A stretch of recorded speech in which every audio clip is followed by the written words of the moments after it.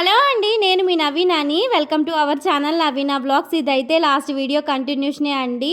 గుత్తొంకాయ fry అయితే prepare చేస్తున్నాను కదా, సో ఇదైతే దాంట్లోనే పెట్టేస్తే ఎక్కువ లాంగ్ అవుతుందని చెప్పి ఇక వేరే వీడియోనైతే పెడుతున్నాను అనమాట.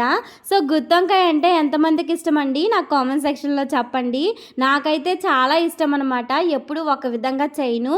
మనం గుత్తొంకాయని చాలా రకాలుగా చేసుకోవచ్చు కదండి.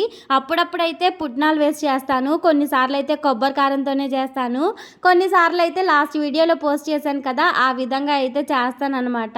ఎప్పుడు ఒకేలాగా చేస్తే టేస్ట్లో డిఫరెంట్ ఏముంటుంది చెప్పండి. అప్పుడప్పుడు కొత్తగా ట్రై చేయాలి కదా, అందుకని చెప్పేసి డిఫరెంట్గా అయితే గుత్తొంకాయ ఫ్రైని అయితే ట్రై చేస్తూ ఉంటాను. ఎలా చేసినా కూడా వంకాయ కదా, నోట్లో వేసుకోగానే కరిగిపోతుంది. ఇక ఇక్కడ వచ్చేసి ఫ్రై చేయడానికి కొంచెం అంత ఆయిల్ వేసుకొని ఇక గుత్తొంకాయలు అయితే వేసేసుకుంటున్నాను. మనకేంటంటే ఈ ప్రాసెస్ అంతా సిమ్లోనే అవ్వాలండి. హైలో కొంచెం కానీ పెట్టామంటే ఇక వంకాయలు అయితే మాడిపోతాయి అన్నమాట. అందుకని చెప్పేసి ప్రతిదీ జాగ్రత్తగా చిన్నగా కలుపుకుంటూ చేసుకోవాలి. లాస్ట్లో అయితే కొంచెం అంత కరివేపాకు ఇక కొత్తిమీర అయితే జల్లేసుకున్నాను. టేస్ట్ అయితే సూపర్గా వచ్చింది. ట్రై